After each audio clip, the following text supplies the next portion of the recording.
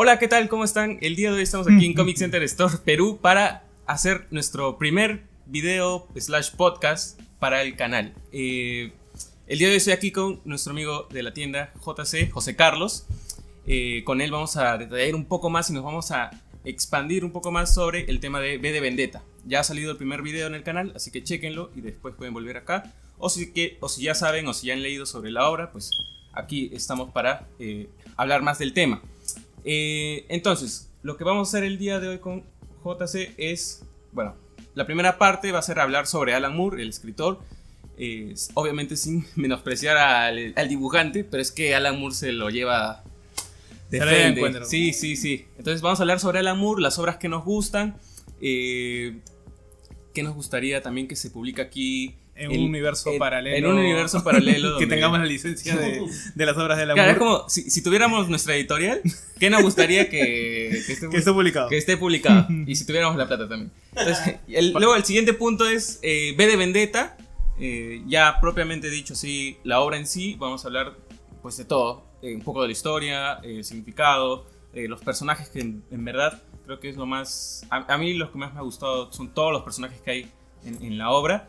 Y ya al último, ya para despedirnos, vamos a hacer unas recomendaciones rápidas de la tienda. Cada uno va a recomendar un cómic y más o menos así va a ser las temáticas que vamos a manejar durante los siguientes podcasts. Así que esperamos que les guste y vamos a comenzar con obras de Alan Moore que nos gustan. No es un top, porque sé que es difícil, es muy difícil en el caso de Alan Moore escoger una como tu favorita. La gente que está en video se dará cuenta que al menos a mí me gusta Watchmen, por eso venía con mi polo. Yo venía con mi polo de Watchmen, pero no. A ver, bueno, en realidad, para los que de repente ya me conocen o a los amigos que están viendo este video, saben que yo siempre hablo de La Cosa del Pantano. O sea, para mí, La Cosa del Pantano de Alan Moore fue como que el cómic que me cambió un poco la manera de ver las cosas. Si bien es cierto, Watchmen es importante, es buena, V de Vendetta también, como que yo no había, la primera vez que los leí también, no había conectado muy bien con esas historias. Y si no es hasta que llega La Cosa del Pantano, en donde ya mi mente, mi conciencia cambió, transmutó, lo que sea, pero... Y ahí descubrí otro Alan Moore también, ¿no? O sea, un Alan Moore que de verdad quería o intentaba darle este giro no al superhéroe, pero sí a los personajes, ¿no? Una conciencia un poco más metafísica, que de repente en Watchmen no tienes la totalidad de libertad porque los personajes son como que medio ya... Sí. Rígidos, que tienen que cumplir ciertos parámetros, ¿no? En cambio, La Cosa del Pantano él como que la rehizo completamente. Entonces, de ahí, después de La Cosa del Pantano, me gusta... Watchmen y V de Vendetta irían como que a la par, pero entre las dos, creo que V de Vendetta. Más por el tema político. O sea, Ozymandias me parece mal villano, seguro. No, lo que pasa es que no... Creo que... A mí sí me parece creo que en Alan Moore no hay como que un villano netamente. No, yo sé, pero o sea, supuestamente el villano que te presentan claro. En Watchmen es Ozymandias, ¿no? Sí, al final, claro, ¿no? El que se sacrifica por todos, el que dice, ya, con eso salvo la unidad, pero... O sea, como te digo, de repente si le doy una chequeada más a Watchmen podría comentar, pero la verdad que no. Yo entre V de Vendetta y Watchmen voy por... Sí, por creo que también más. Vendetta. Y después creo que... La que más me resultó más complicada fue Hell. Ya. Porque era en blanco y negro y era un montón. Es un montón. Y la estructura de, creo que 3x3. Sí. 3x3 no me... te quema los ojos. Y es un poco... Bueno, y que creo que ahí ya tienes al Moore que es estudioso.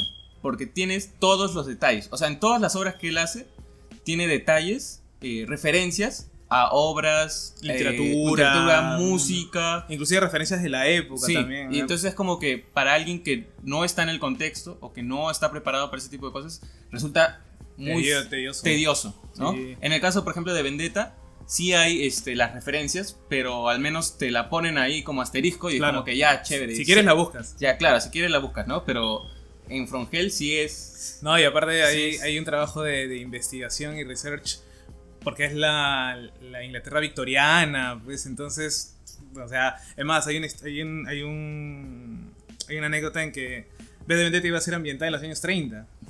Y David Lloyd no quiso. Porque porque dijo, puta, tengo que empezar a saber todo lo que había en esa época para poder hacer los dibujos bien. Claro. Y él ya había trabajado en una vaina también con la época victoriana y no quería más. Entonces, pero Alan Moore siempre tiene como que esa idea de escoger cosas medias raras y hacer un research bastante grande para poder mostrar y cambiar, ¿no? Todas las cosas. Pero, por ejemplo, en From Hell lo bacán es que utiliza quizás como excusa la época victoriana para hablar los males de Inglaterra. Y eso es lo que siempre va a estar en constante en la obra de Alan Moore, tratar de denunciar los males de la humanidad, ¿no? Ya sea desde el punto de vista mucho más político en V de Vendetta, Watchmen, en From Hell, o desde un punto de vista inclusive hasta ecologista en La Cosa del Pantano, ¿no? Sí, sí. Entonces, siempre tiene esa idea de crítica, que a mí personalmente es lo que más me llama mucho la atención, ¿no? Y creo que ahí serían las... O sea, Prometea también podría entrar, pero... O Supreme también, inclusive. Que hubo un tiempo que lo publicaron acá, pero... O sea, en Supreme ya es literalmente... Si Alan Moore escribiera una historia sobre Superman. Claro. O sea, ahí sí, ¿no? El hombre para... ¿Cómo es el...? Para el hombre que lo tiene todo y... ¿Qué le pasó? ¿Y qué le pasó al hombre del mañana? Claro, son historias, pero si ustedes quieren leer el verdadero Superman de Alan Moore es Supreme. Supreme, sí, porque también lo toca desde el inicio. Sí, entonces por eso le permite a rehacer toda la historia y jugar con las formas mucho más a profundidad, ¿no? Sí, sí, sí.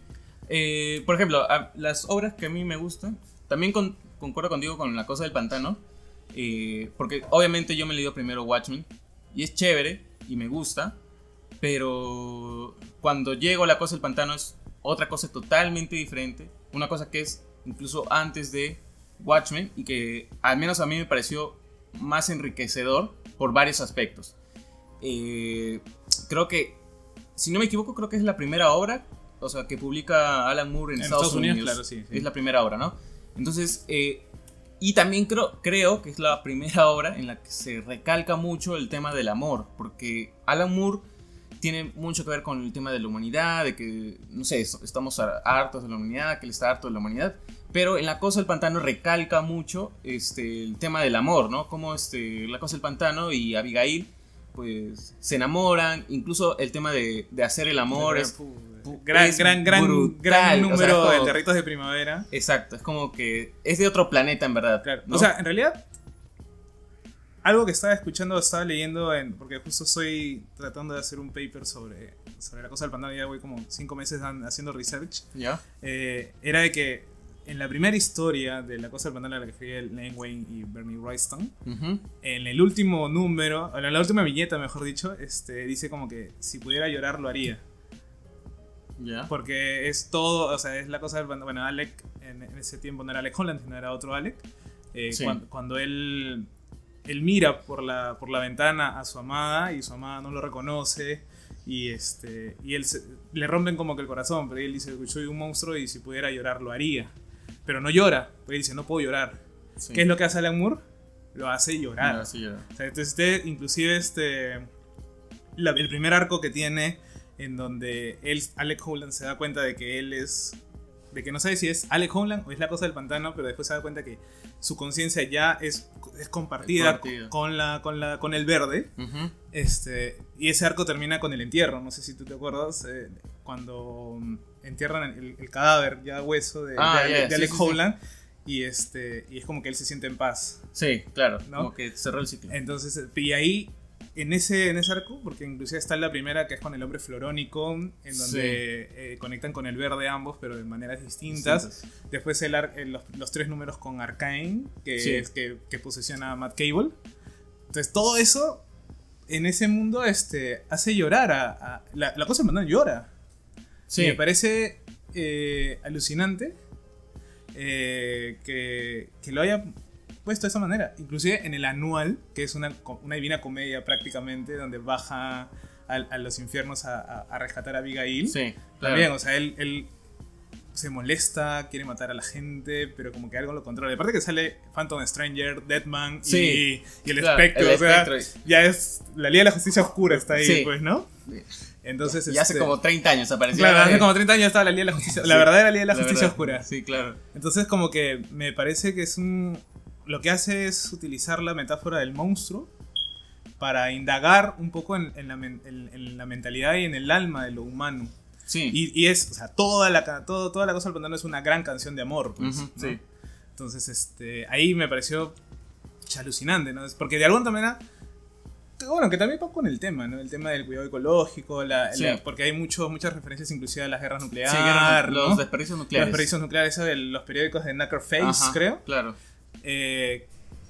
También te permite, o sea, estás destruyendo la tierra, estás destruyendo el ecosistema, hay que cuidarlo un poco, hay que ver un poco el tema de ecología, y qué mejor que desde el amor, pues, ¿no? Sí. O sea, como diciendo, el amor es la gran fuerza que mueve el mundo, que permitiría que el mundo siga viviendo, pues, ¿no? Sí, y por eso creo que es de lo primero que vi, al menos de las obras que he leído, es como que pues, es como una declaración de amor por parte de Alan Moore.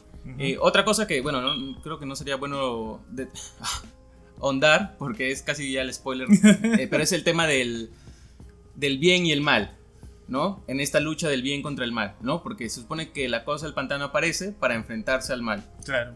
Y al final él va al tribunal, al Parlamento de los Árboles. Al Parlamento, y ellos le dan la respuesta. Y yo al menos, bueno, lo lees y dices, ¿qué me quiso decir? Y te pones en la misma situación que la cosa del pantano, que no sabe qué hacer, y llega el momento y lo resuelve. Pero hay algo interesante también, porque es bueno, después será una frase que la cosa del pantano repita en sus apariciones en DC, es que la cosa del pantano no es buena ni mala. Sí, claro. ¿No? Entonces, él no pelea por ser bueno, simplemente él pelea por el verde. O sea, todo aquello que obstaculice, así sea la Liga de la Justicia, así sea, qué sé yo, Darkseid, él va a luchar por el verde. Claro, y todo eso lo plantea Alan Moore y lo dejan claro y ya todo el mundo lo respeta. Y bacán que lo hayan respetado también, inclusive en los Nuevos 52 también. ¿Te gustó lo de Snyder? Me gustó más Soul, pero el run de Snyder, porque terminas en Mundo Putrefacto. Sí. Entonces en ese crossover con Animal Man me parece muy bueno contra el rojo. Entonces, pero me gustó más la parte de Charles Soule, que sí toma mucho de Alan Moore. Sí. También es chévere y esperemos que ese se lo recopile. Sí. ¿Y te gustó lo que hicieron con Abigail para desviarnos un poquito del tema? Lo que hicieron con Abigail en la etapa de Snyder. No. A mí tampoco me gustó. Fue como que, no sé, ya no era la misma Abigail. Yo sé que cambiaron los tiempos, pero ya es demasiado. Pero ya es un cambio muy drástico. Así que la gente que lo ha leído la etapa de Snyder, sabrá de lo que hablamos. O sea, que no es mala, inclusive. Sí, no es mala. Es Snyder escribiendo, tratando de respetar algunas cosas, innovando en otras, que por ahí que le salen bien, le salen mal, ya depende, ¿no? Pero inclusive, o sea, si nos vamos a la cosa del pantano, abriéndonos un poquito más en las etapas de Brian K. Vaughan, o sea, yo la leí y dije, ¿qué estoy leyendo? ¿No? O sea, esto ni siquiera sale Howland, ¿no? Sí, claro, porque es si no me equivoco es... No lo digas porque es spoiler. Ya, no lo voy a decir. No lo digas porque es spoiler, pero entonces... Y ahora justo me he conseguido la etapa de Morrison con Mark Millar, ¿no? En donde... Ese es un tomo nada más. No, son dos. Lo sacó Planeta Agustini en 2 tomos de la biblioteca Lucien. Ya. Y pero es bacán porque ya expande el universo. O sea, así como hay parlamento de árboles, también hay parlamento de olas. Y hay parlamento de piedras también. O sea, es como que todo el verde se empieza a... También dentro del verde hay como que pequeños subgéneros que también, ¿no? Comparten conciencias. Entonces me pareció paja que expandan eso. Pero... ¿Se habrá molestado Moore de que Morrison? Lo que pasa es que a la cosa del pantano le han hecho tantas cosas. Sí, pero... La cosa es que pero es que Morrison escribe 4 números nada más. Ya, con Mark Millar 4 números. O sea, el primer arco es Morrison y Millar, ¿no? Ya. Pero el caso con Morrison y la mecha es por Miracleman. Por Miracleman. Marlman. ¿No? Entonces ahí sí ya es más personal, creo, porque la cosa del pantano no es un personaje de Moore. No. En cambio, y creo que Miracleman no, pero Miracleman tampoco es de él. Pero creo que nadie le había tomado y él le tomó cariño. Él le tomó cariño y fue como que le dijo al editor, ¿sabes qué? Si Grant Morrison toca mi obra, le pego. Sí, ahí se lo dejó a Neil Gaiman. Sí, bueno. De repente porque Neil Gaiman es inglés de verdad y no escocés como Grant Morrison, ¿no? Sí. Dijo, no, escocés no lo quiero, güey, ¿no? Yendo a Miracle Man también es otra de las obras que me gusta. Sí. Bueno, yo no lo he terminado de leer. Al menos ya leí la etapa de Moore, que está recopilado en 3 tomos de Panini, muy bonitos, muy chéveres. Con harto... Sí. O sea, harto relleno. Harto rellenuto. O sea, es que la mitad de un tomo es extras. Sí. Y mejor me hubieran juntado en 2 tomos. En 2 tomos sale todo. Sale todo, pero lo hicieron sacar en 3. Para vender. ¿no? Para vender porque Ay, Panini, tú te sacaron, o sea, que te sacaron todo. O sea, todo el dibujo, luego te lo sacaron lo mismo en extras. Es extras, claro. O sea, es como leer 2 veces ahí. Sí, es como que, ya lo pasa nomás, pues, ¿no? Pero eso también me gusta mucho por el final.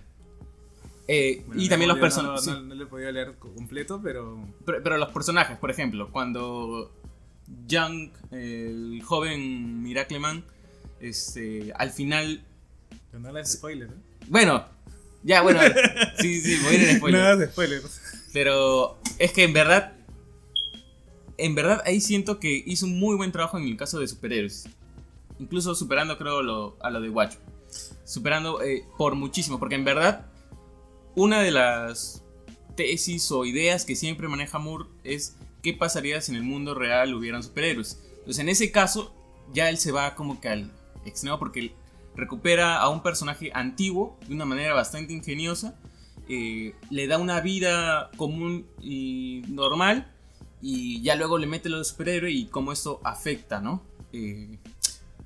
Muy chévere. Hay algo que acabas de decir que también es importante destacar, es como, o sea, la premisa que tiene Alan Moore, o sea, ¿qué sería si los superhéroes fueran reales? O que si los cómics, o lo que la vemos en la historia de los cómics sea realidad, ¿no? Que es diferente inclusive a la visión que tiene Morrison. Claro. Por ejemplo, Morrison lleva el mundo real al mundo de los cómics. Sí. Entonces es un trastocamiento bastante interesante ese juego que hace tanto Moore como Morrison. Y quizás por eso es que Watchmen es tan poderosa también, ¿no?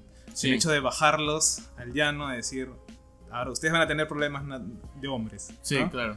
En vez de nosotros irnos hacia allá arriba con ellos, ¿no? Sí. Entonces ahí, de partir de ahí, cae más o menos la idea de ficción, de la historia que quiere contar Alan Moore, que lo vemos en Watchmen, que lo vemos en V de Vendetta, ¿no? Que es algo importante, la idea. O sea, la idea como concepto. Uh-huh, sí. ¿No?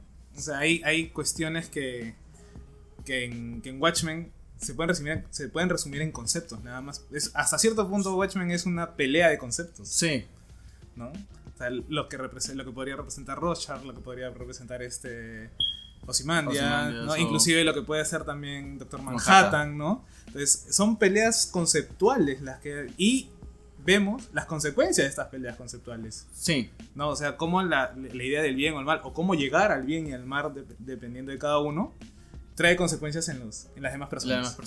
¿No? Y claro, eso es algo que también es como el modo tal vez de cómo escribe Alan Moore. Él toca conceptos, en el caso de V de Vendetta es el fascismo, el anarquismo, cómo estos se mechan, ¿no? Uh-huh. Y dibujado o envuelto en personajes tanto reales como de superhéroes o vigilantes, como quieras decirlo, ¿no? Uh-huh. Y otra de las obras que a mí me gusta para terminar esta parte y seguir con la siguiente pregunta es Prometea. A mí me gusta Prometea, 1, porque es Alan Moore, y 2, por el dibujo de John Williams III. Exacto. Entonces la gente que no conozca al dibujante de repente puede leerse Sandman Obertura, que ahí creo obra. Es un obrón. No necesitas saber nada de Sandman, pero el dibujante es brutal. Creo que es una experiencia psicodélica. Sí, porque en verdad maneja muy bien eso de las dinámicas de las viñetas. O sea, el tipo ya está en otro nivel. Entonces cuando empiezo a leer Prometea, creo que ahí hay algo bastante interesante, porque ya veo la etapa de Moore como la más madura, pero también la parte mágica que no habíamos visto, o al menos yo no había visto hasta ese momento, porque él se considera mago.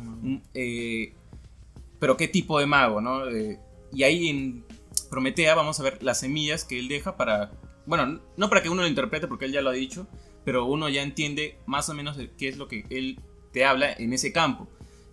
Prometea te habla de una chica que está estudiando a Prometea, que es un cuento, un cuento popular, un personaje popular que ha aparecido a lo largo de los años, y ella, mientras investiga, es como que de pronto obtiene los poderes de Prometea, ¿no?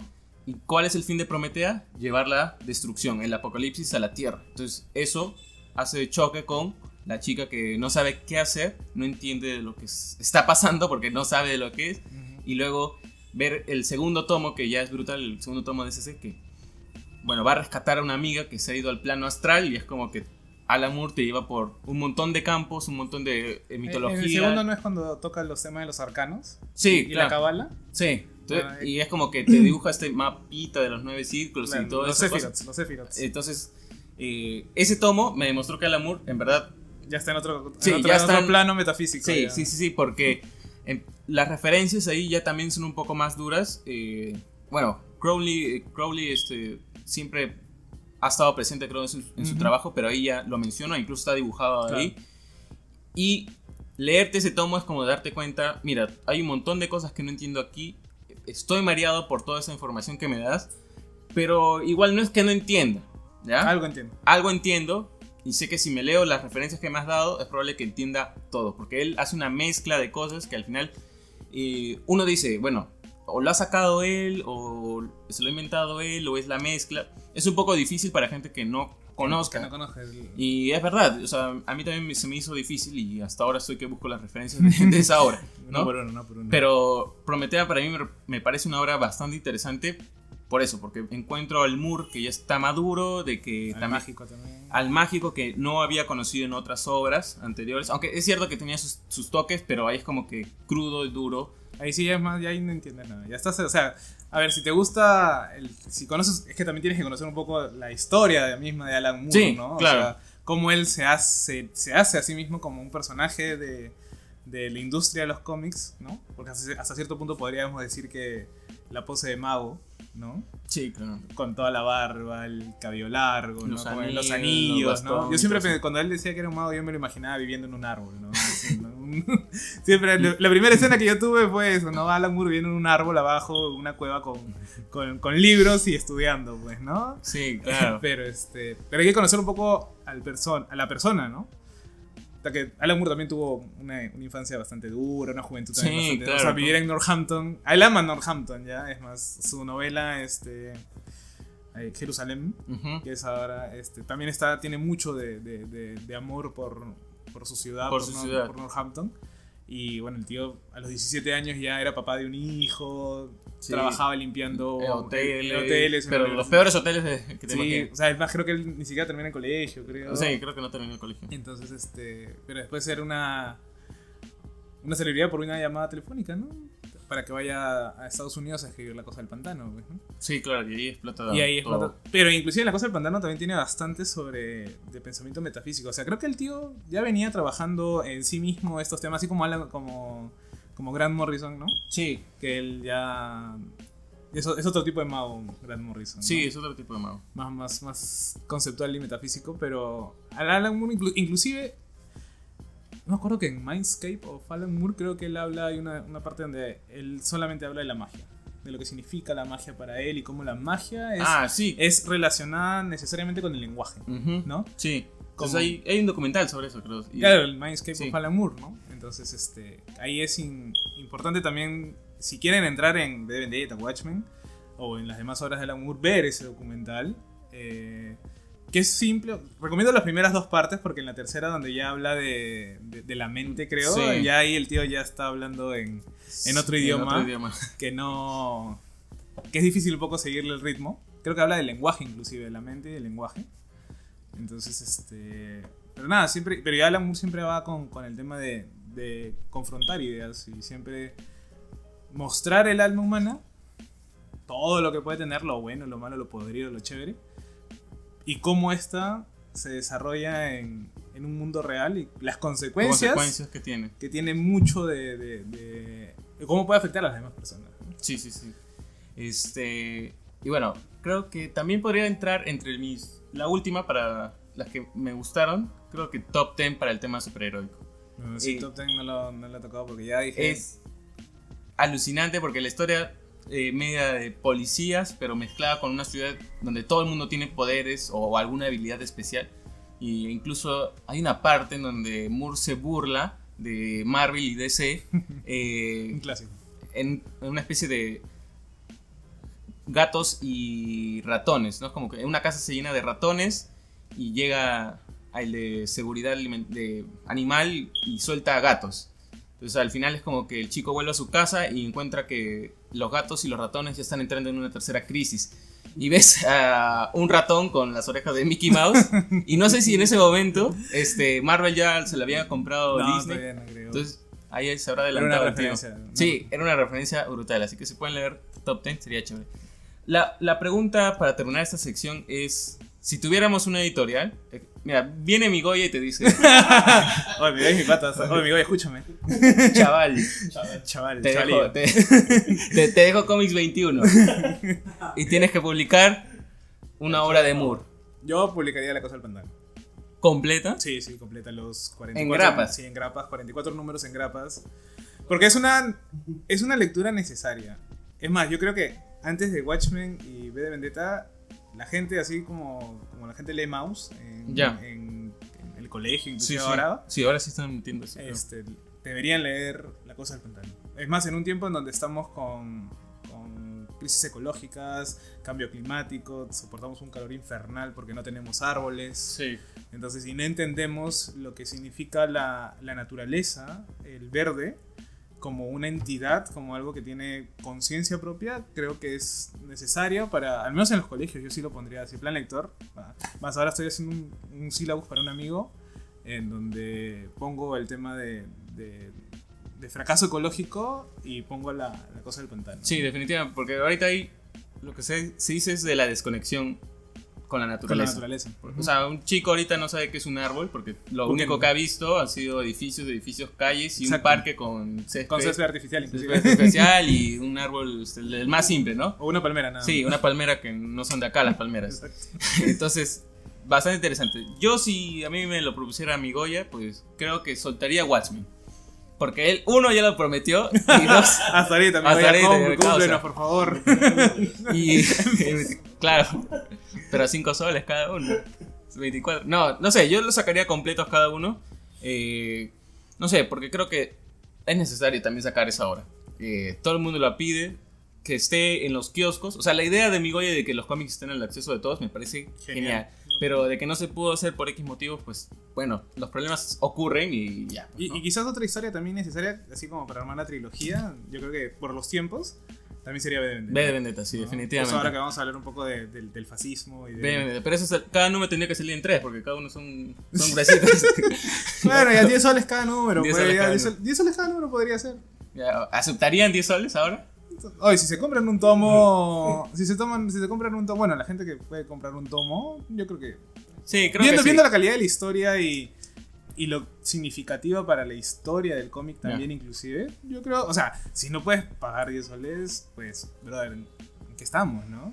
Sí, claro, porque estoy seguro que ese brother, no, yo no o sea, porque 10 soles, incluso, o sea, asumiendo de que la gente que lee cómics sabe que eso es una inversión, ¿ah? Sí. O sea, no estoy hablando de que, claro, o sea, todo el mundo tendría que pagar eso. No. Pero, o sea, la gente que conoce el cómic y sabe lo importante de la obra, o sea, creo que es como cuando salió La Broma Asesina, ¿no? Sí, claro, todo el mundo. Hoy no hemos hablado de La Broma Asesina. Que también podría ser, ¿ah? También podría ser uno de los recomendados, pues, ¿no? Sí, acá en Comic Center también. Y lo curioso es que a Moore no le gusta La Broma Asesina. Él dice como que es que fue por encargo, creo. Lo escribió un día, creo. Sí, pero fue por encargo, ¿no? Y fue como que, ya, toma. Y escribió la mejor historia del Joker. Sí. Sí, V de Vendetta también me gustaría publicarlo. Obviamente, más allá de que yo lo publique, ¿no? Si está en los kioscos yo lo compraría. Claro. Definitivamente, porque me parece una obra... Es una cosa que así como, no sé, pues, no disculpando las analogías, ¿no? Pero es así como leer la Ilíada, la Odisea, la Biblia, lo que sea, uno de los clásicos, El Conde de Montecristo y demás. O sea, creo que en estos tiempos, sí, o sea, todos debimos haber leído V de Vendetta, Watchmen y quizás La Cosa del Pantano. Sí, claro, de las primeras obras que ha escrito Moore. Ahora, la segunda parte de este video es hablar de V de Vendetta. Quizás metamos a la película. Yo no quiero meter la película porque a mí no me gustó mucho. Incluso creo que no la he terminado de ver.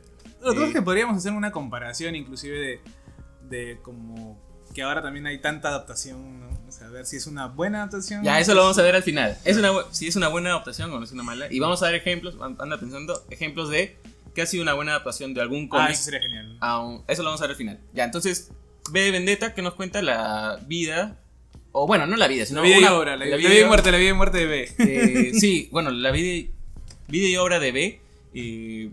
Todo esto ambientado en Inglaterra de los años. Una distopía. Una distopía donde, pues, un gobierno fascista se ha hecho parte del gobierno. Ellos toman el control debido a que, pues, en Inglaterra en el mundo había ocurrido una tercera guerra mundial, con todo esto de las bombas nucleares y todo ese tipo de cosas, que para la época obviamente estaba...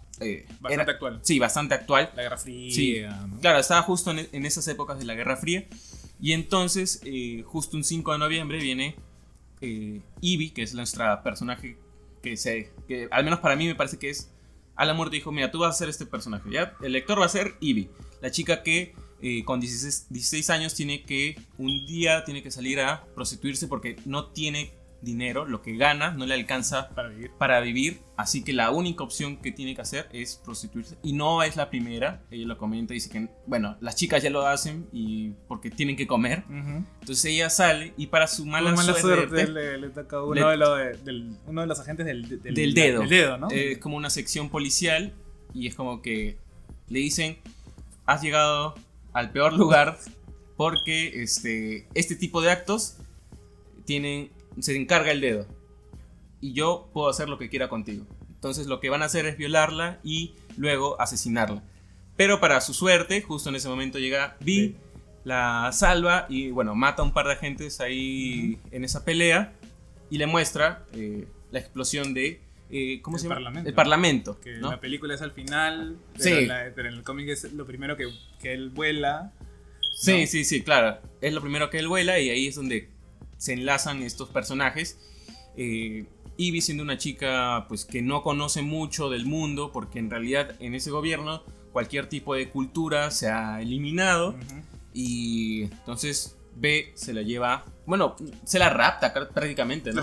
La secuestra y la lleva a la Galería de las Sombras, que es el lugar donde pues B tiene todo. Toda la cultura posible que pudo rescatar está ahí, ¿no? Está ahí.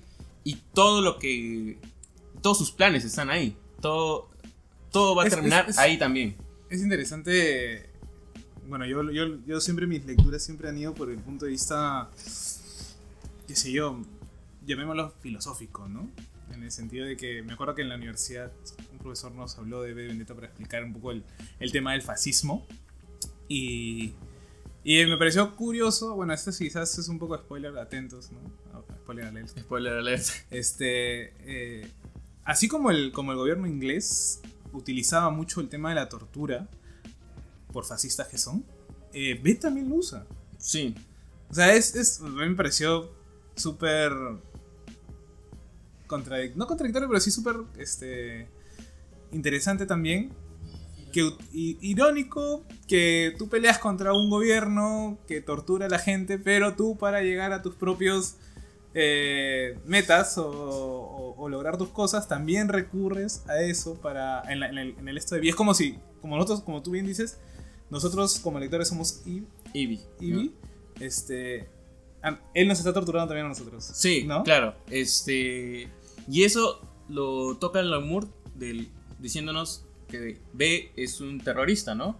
Entonces ahí viene, creo, la parte de irónico, ¿no? Como un terrorista al final va... Bueno, o sea, también depende, ¿no? O sea, tienes un gobierno, ahí está, tienes un gobierno fascista, claro. Y creo que el deber moral, hasta cierto punto, o sea, desde ellos, tú eres un terrorista. Desde ellos tú eres un terrorista. Entonces, pero tú alteras el orden, te vas en contra de ellos, entonces tú eres el terrorista.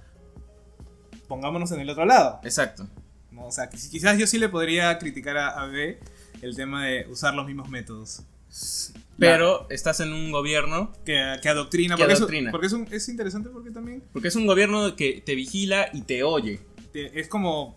1984 con Fahrenheit y un par de cosas más así medio distópicas, que tú no tienes control, aparte que toda libertad está suprimida, los homosexuales están penados, las prostitutas, solamente tienes que alinearte con todo lo que dice el gobierno.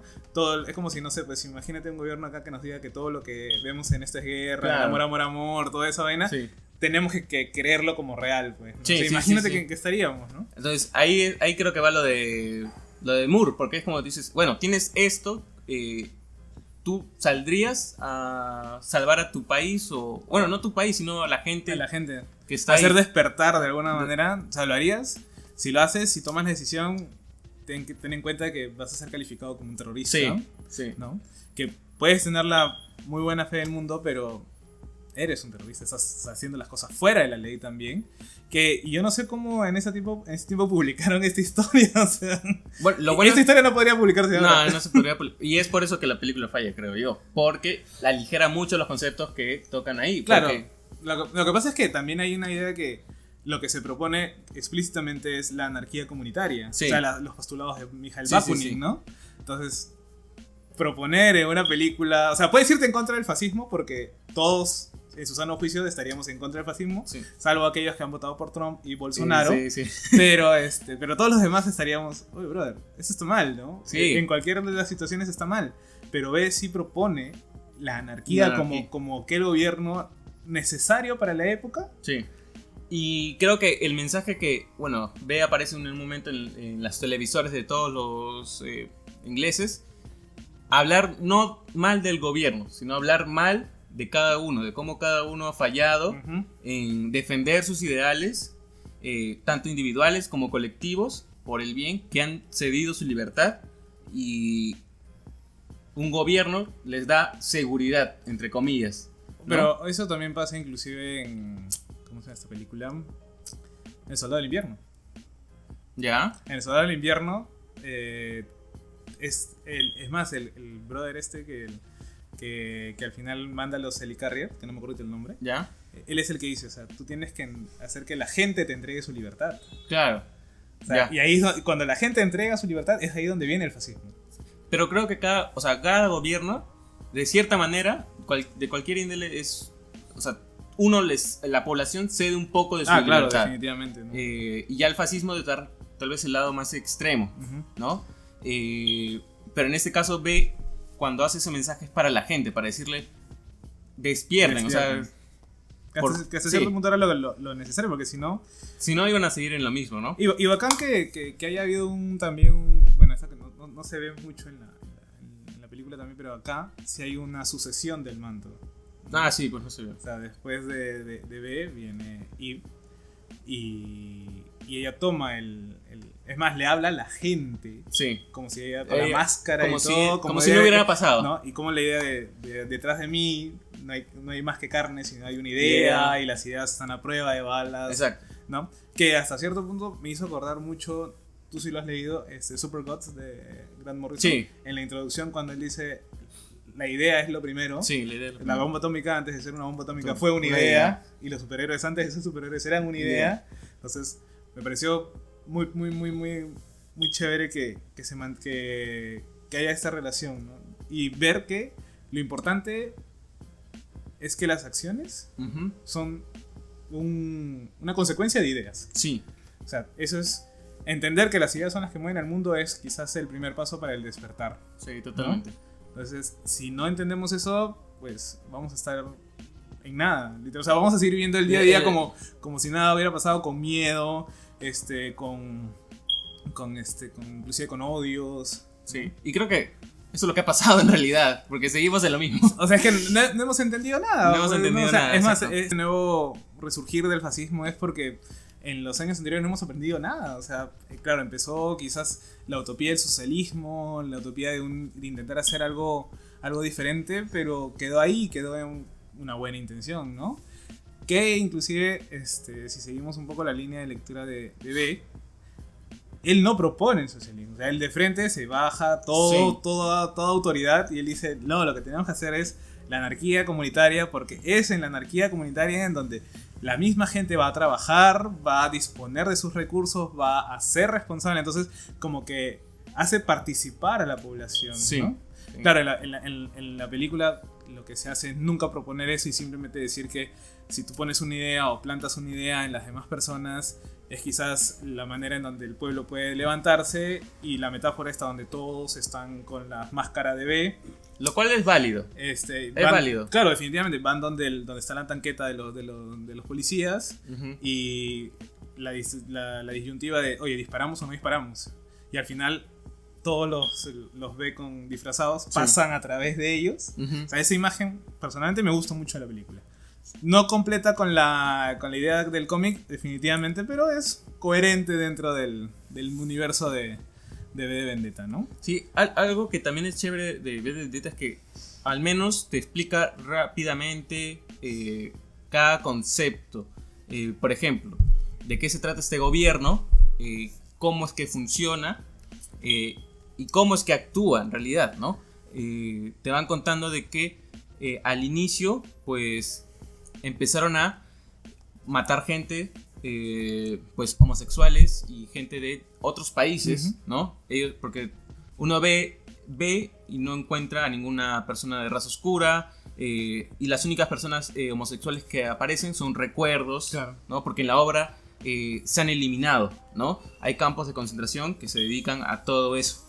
Entonces, y bueno, B es de esa parte, ¿no? De esa gente que ha sido torturada, experimentada, y que ha experimentado con ellos, ¿no? Es más, creo que en esa parte de los campos de concentración hay 3 personajes claves. Está la científica, quien cede un poco su moral y su ética para empezar a torturar y experimentar con seres humanos, sí, pues, ¿no? También en ese campo de concentración está el padre, el cura, el obispo, que utiliza su religión para aprovecharse de los más débiles. Bueno, más adelante vamos a ver lo que hace. Y también está quien era la voz de Destino, Protero, si no me equivoco, que él era el militar, que le encanta torturar, no le importa nada, solo quiere cumplir su misión.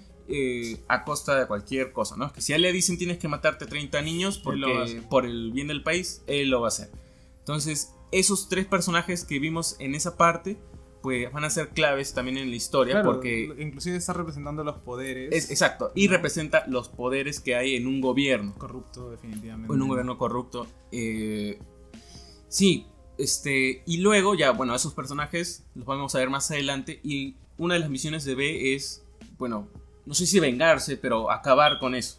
En forma también metafórica, decirnos, ¿sabes qué? Esto lo tachamos porque no es posible que gente que haga ese tipo de actos corruptos siga viva, ¿no? Entonces, creo que al menos esa es la enseñanza de esa parte, el significado, ¿no? De ir tras esas personas. No porque torturaron a B directamente, sino porque representan ese tipo de cosas. Y creo que también está hablar de el presidente o el dictador. El dictador en este caso, ¿no? Que él lo vemos siempre en su cuarto con las computadoras, las monitores y todo ese tipo de cosas. Es algo que me llamó mucho la atención, es cómo está fragmentado el control. Sí. Utiliza las partes del cuerpo. Sí, ¿no? Sí. Entonces, es la cabeza, es el oído, son los ojos y nariz y dedos. Entonces, cómo fragmentas el cuerpo, que hasta cierto punto, si hacemos una lectura un toque más profunda también, podemos hablar un poco de lo que sería la biopolítica, cómo es el control por el cuerpo. La tortura, me acuerdo que había un video en YouTube donde hablaban sobre la teoría del shock también. Sí, claro. Cómo utilizas y que inclusive también está en La Naranja Mecánica. Sí.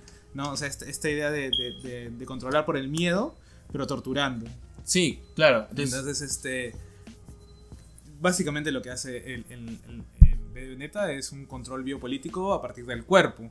Claro, ¿no? porque el dedo es el que ataca los que torturan. Bueno, creo que todos torturan de cierta manera, pero el dedo pero ellos son los que más... Porque son como los policías, por decirlo así. Luego está el oído, que es el que te está monitoreando todo lo que dices.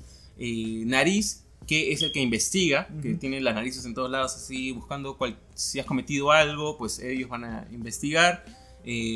cabeza que viene a ser el dictador, ¿no? Siempre hay el gran hermano viendo todos los videos, claro, todas las pantallas. Todas las pantallas, ¿no? Viendo y escuchando todo lo que hace el gobierno. Entonces es interesante. Bueno, en el tema de, si vemos políticamente todo, bueno, este es un cómic político. Parte de eso, ¿no? Parte de la idea de una sociedad de control, como todas las dictaduras, como toda la ucraniana. No sé si tú has visto Children of Men. No. De Cuarón. Justo en la mañana estaba haciendo como que una idea de, oye, está bien, ¿por qué Inglaterra tiene que ser tan fascista, no? O será porque ya tuvo el periodo de Margaret Thatcher, entonces como que la idea es siempre asumir que en cualquier momento Inglaterra puede ser un imperio fascista, ¿no? Y una expulsión de lo distinto también, ¿no? Como aquello lo diferente, como no está dentro de la normativa. Entonces lo primero que hacen es vuélalos. Sí, claro. Sácalos. Mátalos. Entonces para que de alguna otra manera lo normal, a partir del miedo, sea lo que prime, ¿no? Inclusive la esposa de este agente, ¿te acuerdas? No me acuerdo su nombre de... ¿Almond? Bueno, hay una de las... esposa. Sí, claro, hay una de las esposas de estos jefes de cada sección que se encarga quiere hacer un golpe de estado, o sea, y para eso empieza a controlar no solo a su esposo, sino a otro agente y de cualquier forma, ¿no? Entonces ella quiere bajarse de eso para llegar a control porque sabe que en algún momento lo que ya está pasando en la historia significa que en algún momento se va a acabar y alguien tiene que tener el poder. El poder, claro. Entonces ella es lo que, bueno, ese es su plan, ¿no? Obtener el poder a través de su esposo y los otros agentes que está seduciendo, ¿no? Sí, claramente eso, porque como esta señora es tan hábil de decir, mira, algo está pasando de que en algún momento se va a acabar todo. O alguien lo va a querer entrar al poder por un golpe de estado, entonces es como que... Y ella a costa de todo va a hacer que, pues, tratar de llegar a eso. Obviamente al final, bueno, un poquito spoiler, pero no pasa. No pasa porque es el pueblo al final el que toma el control, que es un bonito final, a mi parecer. Esperanzador, ¿no? Y justo la última viñeta, es así, su spoiler, de la gente... Sí, Finch. Y entonces solo, caminando todo oscuro, ¿no? Dándole la espalda un poco a lo que había pasado, o lo que está pasando. Pasando. Y es como que, bueno, háganlo, yo quiero seguir. Claro, él mismo dice, creo, esto no es para mí. Creo que le hizo a otro agente, justo antes de terminar la obra. Dice, esto no es para mí, si tú quieres seguir en esto, me parece bien, pero yo me voy. Sí. Y se va. Súper chévere, esa gente... Creo que es de los únicos que me cayó más o menos bien, porque el resto fue como que... Pero es que es el que tiene el que tampoco está muy seguro de todo. Sí. Está como que él dice, bueno, yo estoy acá hasta cierto punto por un evento fortuito. Tengo que cumplir órdenes. Sí. No estoy convencido de lo que me están diciendo, ni un lado ni el otro. No es mío, yo quiero estar tranquilo. Bueno, ¿no? Entonces, inclusive tiene una conversación con Ivy también. Sí, creo que al final tiene una conversación con Ivy y es como que casualmente también la película lo reproducen casi al final, ¿no? Es como que dice, bueno, tú decides. Tú eres la que, si quieres seguir o no, yo me voy. Exacto, sí. Entonces, ese personaje me cayó bastante bien. Pero nada, o sea, ¿qué más? Sí, bueno, lo otro que también es chévere, bueno, no chévere, pero es el tema de la sucesión, ¿no? O sea, para esto nuestro personaje viene a ser Ivy y ella pues es inocente, no sabe mucho, como comentábamos al inicio, pero poco a poco se da cuenta de que, bueno, al inicio no puede ser como que nada o que no quiere ser nada, como que ella dice, bueno, va a estar ahí peleando contra el gobierno, pero ella prefiere estar alejada de la realidad. Y eso es algo que a B no le gusta, pues, ¿no? O sea, no lo dice explícitamente, pero uno intuye de que él quiere que la gente esté alerta, despierta, que no se deje pisotear. Entonces, para eso... Es como que también depende de la nada, te dicen, mira, y tienes esa tarea, dices, pero si yo no estoy preparada, no sé de lo que me estás hablando, como... Claro, de la total indiferencia, sí, ¿no? ¿Por qué? Porque mira, ya me salvaste, estoy viva y estoy bien acá tranquila en tu cueva, todo bien, ¿no? Y en un momento de la historia, pues ve, la engaña, ¿no? Y la dice, vamos a ir a un lugar. Salen y para esto Ivy se queda sola en una calle X de Inglaterra y empieza a correr, empieza a buscar y le damos un salto de tiempo, unos meses creo, y ya Ivy está viviendo con un, bueno, una especie de mafioso que se mueve debajo, los bajos fondos. Sí, entonces ella está tranquila, pero igual, ¿no? Llega el momento de que, debido a que trabajas con corrupción, este esposo es asesinado. Y para esto, bueno, creo que me salté un poquito, pero antes de que Vi la suelte, le preguntó si es que Ivy podría matar por ella, ¿no? Entonces ella no le respondió, y ya pues cuando asesinan a su pareja, ella se queda sola y empieza a buscar un arma para matar a quienes asesinaron a lo que ella consideraba pues el amor, ¿no? En esos tiempos. Y sin embargo capturada y llevada a un centro de concentración, podríamos decirlo. Como un campo de concentración. Campo de concentración, un campo de torturamiento. Y ahí es donde ella experimenta lo que Vi había experimentado antes, ¿no? Y es más, ahí es donde se nos cuenta el origen de Vi a través de Ivy, y nosotros como lectores entendemos y a la vez aceptamos también el camino que bueno, no sé si aceptamos, pero entendemos el camino que las motivaciones de Vi, para darnos cuenta que al final ella, cuando le dicen si quiere sacrificar su vida por darnos la información de B, dice al final, ¿sabes qué? Mátenme, no me importa. Si ustedes quieren saber, no lo voy a decir. Mátenme. Y ahí aparece B y le dice que todo eso, lo que hemos visto, ha sido armado, ¿no? Y se queda como que más torturado, más... Por eso decía lo que decía al principio de que B también recurre a los mismos métodos del gobierno para conseguir sus propios... O sea, más torturado. Resultados. He tenido que comer porquería y media, he estado viviendo con unas ratas... y todo eso lo siente B, y nosotros nos quedamos también como que al final era obra de B, porque fue un tiempo bastante largo, pero ahí le explica, ¿no? Que cada uno debe luchar por sus ideales, y que Ivy al final así lo hizo, ¿no? O sea, era su vida o decir información sobre B.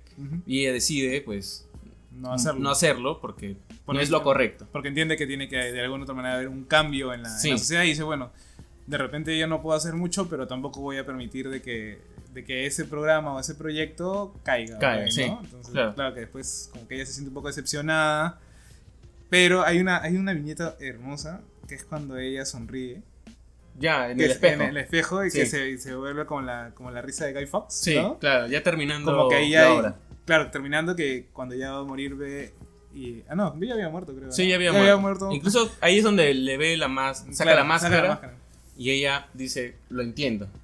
Y ella es la portadora de la idea, ¿no?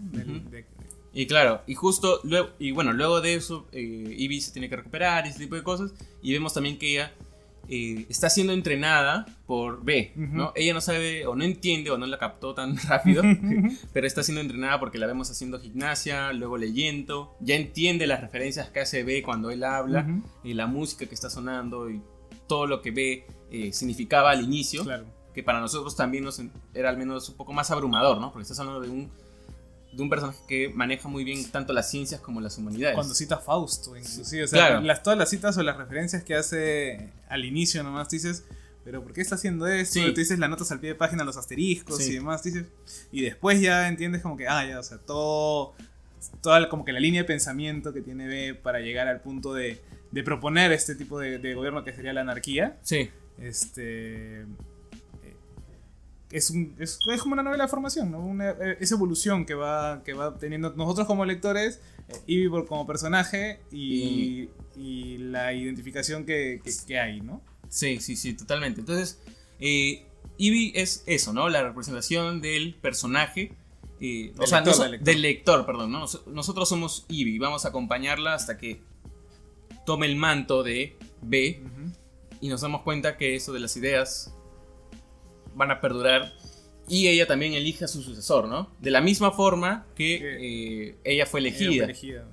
Entonces ahí me parece un cierre bastante chévere, y creo que redondo, y creo que Moore tiene casi siempre en realidad tiene buenos finales. Sí.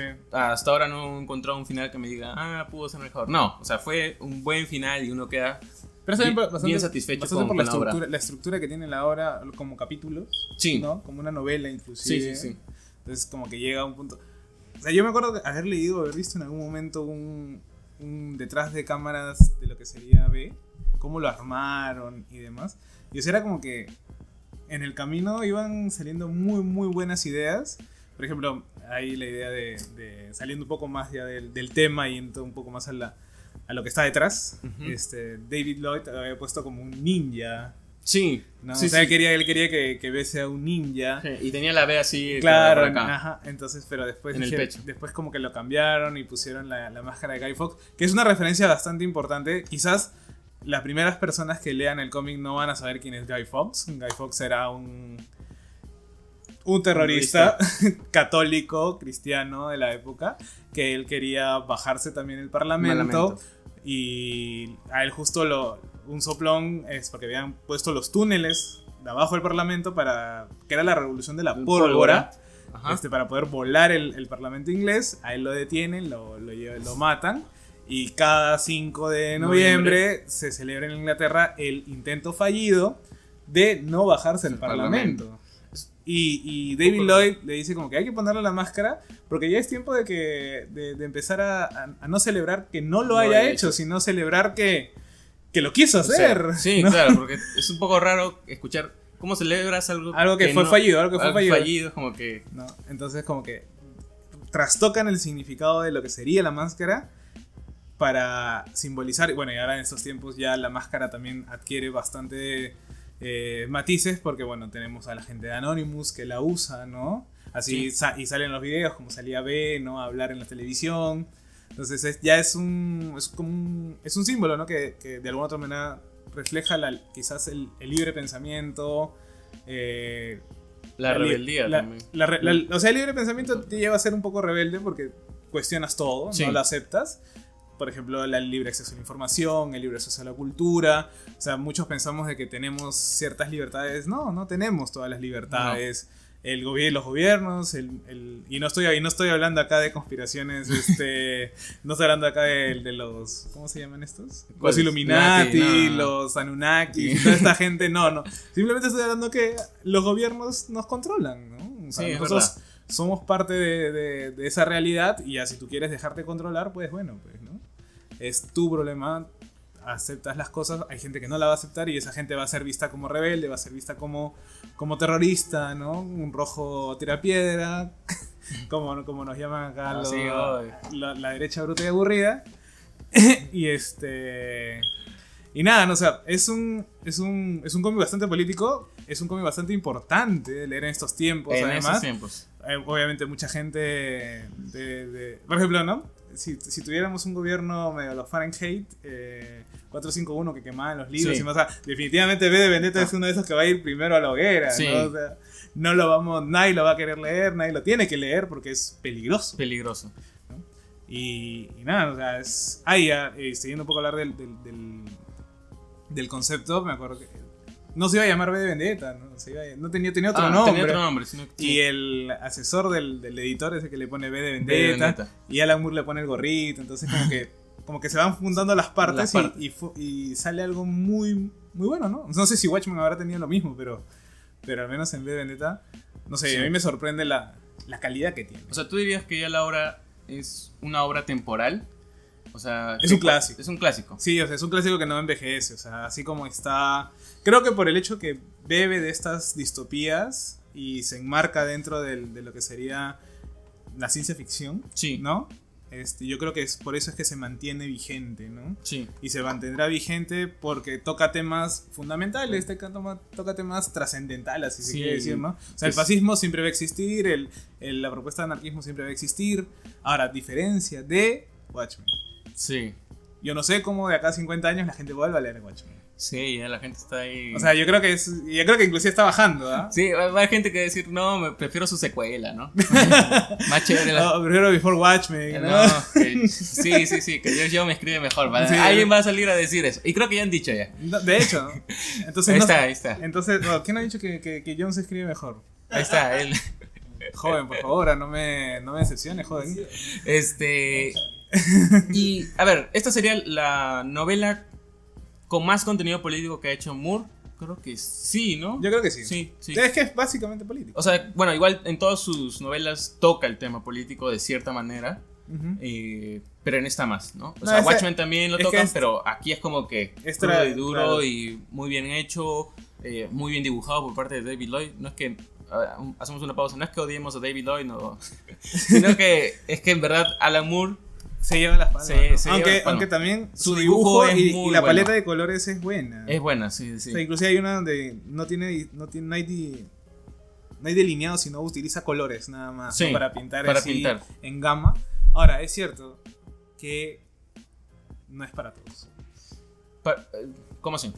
O sea, yo creo que los conceptos que... O sea, mínimo habrá tenido que haber el colegio. Quinto, no cuarto. sé, yo creo que hasta llegar a la universidad, la verdad. Lo que pasa es que no creo, o sea, es algo que hay que saber, ¿no? O sea, estamos en unos tiempos y quizás esto nos sirve para hablar un poco de la actualidad también del cómic, no de BDB, sino en general, de que estamos llenos de historias sosas. Sí, es verdad. O sea, no sé, lo políticamente correcto ha hecho que todo baje a un nivel casi... No sé si es como un Comics Code, sin Comics Code, sí, ¿no? En donde ya tú te autocensuras. Bueno, es que ahora las editoriales se autocensuran, ¿no? Claro, o sea, dicen, no, que es peligrosísimo. Sí, es peligrosísimo. Es como, no me toques esto, ¿no? O sea, no estoy hablando de incluir o cambiarle de género o incluir personajes de color. No, y todo temas. Eso. No, de temas, claro. ¿No? Entonces, por ejemplo, un cómic no podría ser publicado en esos tiempos. Claro, nadie se arriesgaría, ninguna editorial. De repente alguna Image por ahí, ¿no? Pero, o sea, el Vértigo de ahora, por ejemplo. No. El Vértigo de ahora no podría publicar este cómic, ¿no? Entonces, yo creo que sí es un cómic que hay que tener, que es duro, que hay que tener conocimientos previos. Alan Moore no es un autor simple, no lo es. O sea, hay que tenerlo claro, no es un Jeff Jones. Sí. Con el respeto de Jeff Jones, porque a mí me gusta mucho, también en algunas, como Green Lantern. Sí. Pero no es un autor simple, ¿no? Es bastante profundo. O sea, si leen, inclusive yo me acuerdo que cuando leí La Cosa del Pantano, leía un número y tenía como 3 hojas de anotaciones nada más, ¿no? De todo lo que me estaba hablando en el cómic lo tenía anotado, ¿no? Referencias, modos de pensamiento, cada uno de los números. Y quizás también eso se repite mucho en la escritura de Alan Moore en Watchmen, de Vendetta. Cada número es hasta cierto punto autoconclusivo. Sí, en cierta medida. O sea, es una historia, empieza, termina. Y después es todo un rompecabezas. Y en cada uno de ellos desarrolla conceptos que va a ir desarrollando, inclusive a nivel macro, ¿no? Sí. Entonces no es una escritura simple. Sí. Ahora imagínate, no sé, en la época son 10 números, 10 meses... leerlo y decir, pucha, tengo que esperar ahora un mes más para seguir lo que me va a contar. Pero como es autoconclusivo, hasta cierto punto terminas y cierra. No como ahora que todos son relleno, inclusive el Batman de Tom King. Claro. Pero por ejemplo, en el caso de V de Vendetta, originalmente no fue publicado en 10 números. Claro, tuvo una etapa en que fue publicado en Inglaterra por la revista Warner, que donde también se publicó 8 páginas creo publicadas, ¿no? Sí, creo, era una revista y algunas páginas nada más eran de V de Vendetta. Sin embargo, cancelaron que lo que sería el segundo número de la edición norteamericana. No, creo que hasta el 7 habían avanzado. ¿Ah, sí? Habían avanzado regular, o sea, era regular, pero no estaba terminado. Y ya luego DC Comics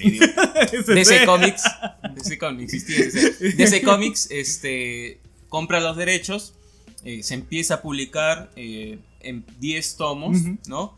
Y ya luego, creo que a partir del 7, si no me equivoco, empieza el contenido nuevo, ¿no? Pero todo esto bajo el sello de DC Comics. Y ya luego cuando se empieza a recopilar y cuando también aparece el sello Vértigo, ya aparece Vértigo. Pero es gracioso, inclusive, si queremos hablar un poco de Vértigo, o sea, ¿por qué unas cosas son DC? ¿Por qué Watchmen sigue en DC, por ejemplo? Sí. Y Karen Berger no se lo llevó a Vértigo, es verdad, por ejemplo, ¿no? ¿Y por qué La Cosa del Pantano está ahí? La cosa del Pantano sí está en Vértigo y Animal Man no. No, Animal Man sí está en Vértigo. Sí está en Vértigo. Pero Watchmen no. Watchmen hay algunas que ella, Karen, dijo, no, esto te lo dejo a ti, me lo llevo. Sí, es un poco raro. Bueno, ya sabemos que Sandman y Hellblazer iban a estar, porque salieron antes. Claro. Salieron antes de que oficialmente sea Vértigo y ya luego se incluyó en el sello, ¿no? Pero como dices, ahora, ¿por qué Watchmen no está ahí? Cuando fácilmente podría estar bajo el sello. Bueno, ahorita está, creo que en Black Label ahora. También va a salir. En todo Black Label. No sé, todo Black Label va a estar ahí. Esas cosas ya no sé. Y sí, pues, ¿no? Entonces, bueno, ya luego entra Vértigo. Y también me pregunto, ¿no? Bueno, hay que esperar un mes para la siguiente parte. Pero luego digo, bueno, estoy hablando de Alan Moore. La grapa es, como dices, una historia completa. O sea, es una historia que tiene un inicio y un fin, por decirlo así. Entonces, entretenido de leer. Claro. De releer. Y de releer. Lo vas releyendo cada semana hasta que llegue el otro número y así ibas leyéndolo juntos. Sí, y de hecho, bueno, V de Vendetta se recomienda leerlo un par de veces más, luego de tu primera leída. O sea, claro, la primera leída que yo digo que puede ser a los 18 años, ¿ya? Más o menos, de ahí a los 25, ¿no? Así, a menos claro. Es un cómic que hay que leerlo como unas 3 a 4 veces en nuestra vida. En tu vida, sí. Porque siempre sacas cosas nuevas. Siempre le vas a encontrar un nuevo giro. O sea, imagínate leerlo en estos tiempos que leerlo, no sé, pues en el 2008. Sí, definitivamente. En el 2008 no teníamos la realidad social mundial que tenemos ahora. Y la madurez también. Ni la madurez. Entonces, en ese tiempo le encontrábamos ciertas cosas chéveres. Ahora le vamos a encontrar mucho más profundidad y te das cuenta de que, brother, esto es literatura, esto es filosofía seria, ¿no? Sí, y es una recomendación creo que para cualquier título en realidad, ¿no? Releer es algo, y dejando un par de años es... Claro, ahí te das cuenta si envejece bien o envejece mal, ¿no? Exacto, ahí te da la opción, dices, bueno, esto lo puedo vender. Ahí eso es un buen... Ya, si ya no me gusta, esto lo puedo vender. Ya lo puedo vender, ya se va. Claro, es que es como toda lectura además, ¿no? O sea, el ejercicio de leer cómics es... Aparte de ser más rápido que una novela o un libro de cuentos o un ensayo, es algo que te permite releer varias veces y darte cuenta si todavía conectas con esa historia, ¿no? Porque al principio me ha pasado que he comprado cosas, al inicio las he leído y se me queda bacán, después las he vuelto a leer y... ¿Qué estaba pensando? ¿Qué es esto, no? Sí. Además, ahora me pasa eso con ¿qué me está pasando? Me leí de nuevo Superman Tierra 1. Te dije, me compré los 3, me acuerdo que me compré los 3 de porrazo. Los 3 todavía. Y dije, y ahora que lo he vuelto a leer hace unos cuantos meses, dije, ¿qué es esto? Lo voy a vender, Dios mío. Entonces, claro, es un... Sí, ¿no? Son cosas que pasan en realidad cuando empiezas a... Igual hay muchos detractores en Watchmen, por ejemplo, en cosas que deberían ser clásicas y canónicas. Hay muchos detractores que dicen, no, Watchmen es cualquier cosa, o V de Vendetta es cualquier cosa, ¿no? Que hasta cierto punto es bueno lo que él puede leer, ¿no? Siempre la lectura es subjetiva y no es porque a mí me guste, le tiene que gustar a todo el mundo. Sí. O porque a mí no me gusta, entonces igual, no. Lo puedes compartir, la otra persona tiene todo el derecho Es que creo que es necesario siempre esta aclaración, ¿no? Al menos con obras como clásicas. Claro. Es como Maus, ¿no? Tú le das a Maus a un judío, obviamente le va a gustar, pero si se la das a un descendiente de los alemanes, no sé, ¿no? Claro. Entonces... Siendo un poco políticamente incorrecto, ¿no? Pero, sí. Pero nada, igual, creo que es cuestión de cada uno y la madurez, ¿no? Y para cerrar esta parte, la adaptación, así, rapidito. A mí no me gustó por el tema de que los personajes eran mucho más simples. Recortados, o sea, no tenían la profundidad que hay en la obra. Caigo en el cliché de decirte que el libro es mejor, el cómic es mejor, pero es que en verdad es mejor. Sí. Y no me gustó mucho el inicio de la película con el tema de que, en V de Vendetta es la Tercera Guerra Mundial, las bombas nucleares y ese tipo de cosas, Pero en ese caso la película toma el virus, ¿no? Como que hay una plaga. Bueno, en ese tiempo era necesario. O sea, sí, son totalmente válidas las dos porque Moore lo está viendo desde su época, lo que él vivía, lo que él sentía. Y la incluso Wachowski la ven desde otra época. Ven desde la otra época, totalmente correcto. Pero por ejemplo Moore comenta que también él sintió que hubieron ciertos fallos ahí en su escritura. Lo comenta, están en los extras de la obra. Sí, está como que éramos jóvenes y algunos términos como que no los manejaba bien, pero los puse ahí. Bueno, puede pasar, ¿no? Y en el caso de la película, pues sí estuvo mejor manejado el tema del inicio de lo que hace que el gobierno fascista llegue y ese tipo de cosas. Pero para mí lo detonante es los personajes. Como te digo, como es una película que va a salir en Estados Unidos y bueno, y después en el resto. Entonces el tema de anarquía, pues, así ligerito nomás. No... Está por debajo. Por debajo, ¿no? Si alguien lo entiende, chévere. Si no, bueno. Ya nos pasó ya. A mí, como historia completa, independiente, sin necesidad de hacer referencias al cómic y demás, me parece que es sustentable. No es una gran película, no es una gran adaptación, pero es una adaptación decente hasta cierto punto. Cierto que no tiene los personajes, porque BD tiene muchos personajes. Sí. Acá tienes que como que fusionar, inclusive algunos hasta eliminar, ¿no? Sí. Porque si no... No alcanza, pues. Si no alcanza, y aparte tú le pagas a un protagonista, pues, ¿no? Claro. Y Natalie Portman no creo que cobre poco, así que tienes que darle mucho trabajo. Y tampoco es Avengers Infinity War, que le pueden dar 3 horas. Claro. Porque nadie se va a tragar 3 horas. En ese tiempo... No. No. Es más, nos vamos a traer 3 horas de Endgame porque después de 10 años. Sí. Después de 10 años no vas a traer. O me haces 3 horas o me voy, ¿no? Me voy, sí, porque tienes que explicármelo bien el final, todo. Pero en ese tiempo no, en ese tiempo te deja hacer que 1 hora y media, 1 hora y 45 por ahí o menos. Sí, ahora las películas sabes que duran más, ¿no? Sí, entonces pero yo creo que es un ejemplo válido. Ahora, si lo comparamos con Watchmen como adaptaciones, me quedo con Watchmen. Sí. O sea, sí, bueno, ya, sí. Es que, o sea, una mala adaptación tendría que ser una que no. Que trastoque los conceptos. Ya, sí. O sea, que Inhumans en Netflix, ya, por ejemplo, que trastocó todo. Sí. Pero una adaptación como V de Vendetta, Watchmen, de alguna manera sigue en un ritmo, sigue en la misma historia, claro, con algunas cosas, ¿no? Entonces podemos decir que es mejor adaptación por aquí, ¿no? Pero sigue siendo una enmarcada dentro de un universo. Entonces, si tuviéramos que quedar entre eso, aparte que Snyder corazón siempre. Pues. Ya fue, ya la justicia, sigue esperando.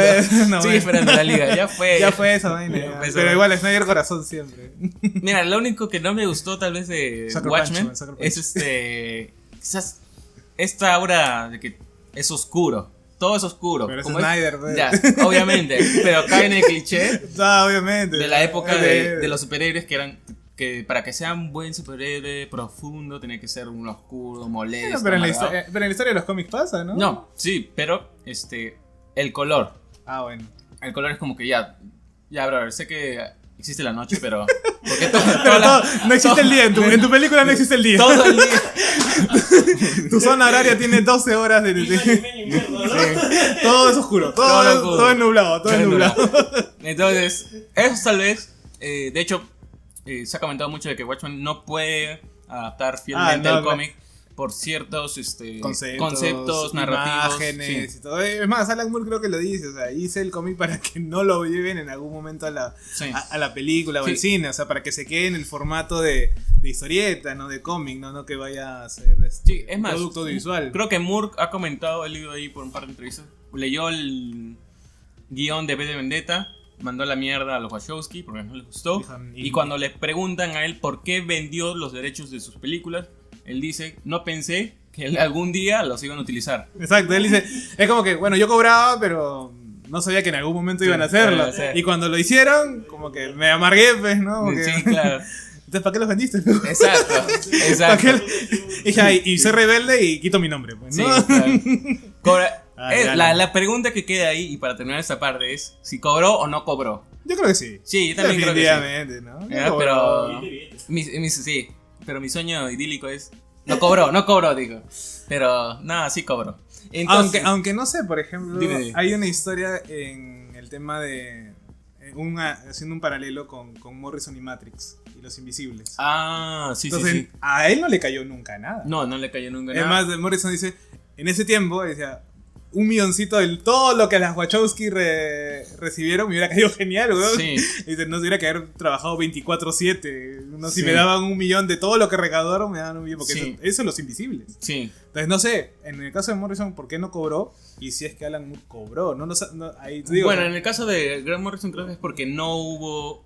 O sea, no es que las Wachowski fueron donde él y le pidieron un guión. Entonces, fue como que una inspiración. Bueno, eso es lo que dicen los dos. Los guionistas dicen, me dieron todos los cómics y yo saqué la película de ahí. Sí, porque tienen muchas cosas ahí parecidas. Hasta viñetas igualitas. Sí, viñetas igualitas, ¿no? Bueno, los trajes son iguales. También. Entonces, bueno, entonces esperemos que le hayan pagado algo a Morrison, pobrecito.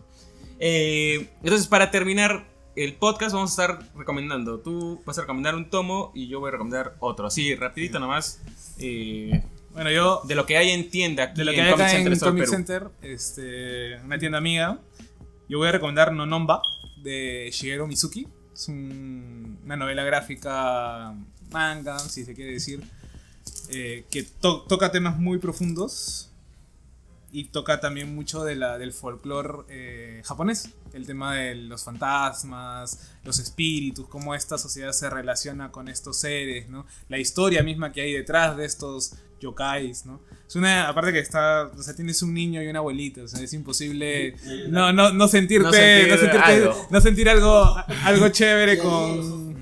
No, ese no lo menciones, hermano. La Niña de los Boros nunca más vuelvo a verla en mi vida. Tengo un trauma con esa vaina, creo. Pero sí, yo recomiendo Nonomba.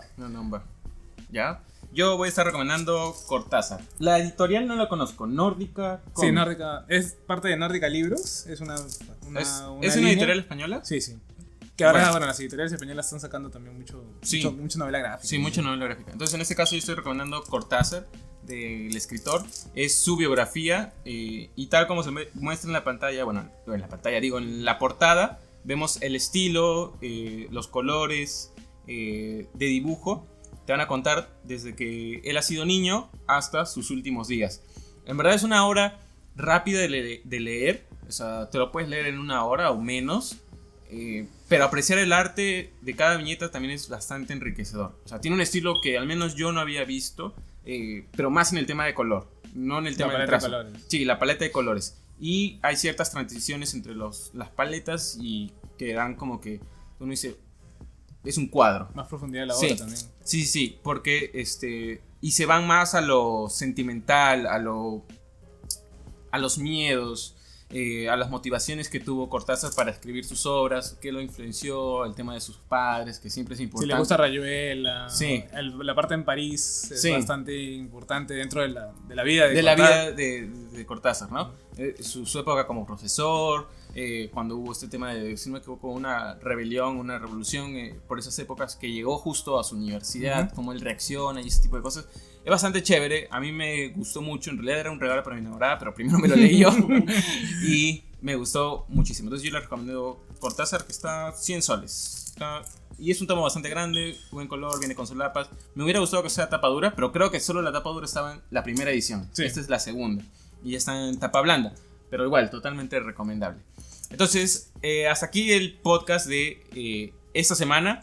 Muchas gracias a JC por venir. La siguiente, el próximo podcast que vamos a hacer, vamos a traer otro invitado más. En este caso el tema va a ser Sandman y Neil Gaiman. JC. No digas, spoilers. Entonces, espero que les haya gustado este primer podcast. Sé que ha sido pues un poco extenso, pero creo que así van a ser los siguientes podcasts. Pero creo que ha sido un poco así divertido y también rudimentario, porque se nos apagó la cámara y esperamos solucionar algunas de esas cosas a futuro y espero que nos entiendan también. Entonces nada, muchas gracias por llegar acá. No olviden visitarnos en Facebook, en Instagram, en YouTube y ahora en Spotify, que también va a estar colgada este audio. Que si no eres cuenta premium, si estás misio como yo también, que usa la cuenta gratis nada más, los podcasts te los puedes descargar estando con wifi nada más en tu casa, y ya en el micro pues te escuchas esta hora y media que hemos estado hablando. Y también, antes de terminar, me gustaría agradecer a nuestro amigo J, porque él es el que nos ha prestado la cámara, la GoPro que está ahí. Perdón por no traer una memoria con más capacidad. Ya la próxima traigo la otra memoria. Pensé que iba a durar, pero nada, muchas gracias a JC, al tío CC, y a la gente, al público. Y que vengan, ¿no? Que vengan a la tienda. Ah, sí, no tenemos muchas tiendas de cómic en Lima. Recuerden que todos estos títulos los pueden encontrar aquí en Comic Center Store Perú al mejor precio del mercado. Los precios de la colección Vértigo, por ejemplo, de Salvat y SC, tienen los siguientes precios. El primero te está costando 16 soles, el segundo 36 y del tercero hasta el número 80, 52 soles. No dejen de visitarnos aquí en Avenida Horacio Urteaga 1438, Galería El Rey, tercer nivel, stand 336. Los invitamos para que conozcan nuestra gran variedad de cómics, tanto de Marvel, DC, independientes y mangas. Hay para todos los gustos. Y, sí, del lunes a sábado, de 11 a 9 y domingos de 1 a 6, ¿no? Si es que se despierta. Sí, sí, que no se la pega antes, ¿no? Si no, que no se la pega antes. Si no, llamen su teléfono que está ahí en lo pegamos acá en el... Le llamas y se abre el portón, sí. Ya vamos a tratar que no vaya a tonos, si no, no se levanta. Entonces, nada, muchas gracias por quedarse aquí. Si tienen algún comentario, escríbanos a nuestras páginas que ya mencioné. Y nada, muchas gracias, JC. No, encantado. Muchas gracias a todos los que están acá.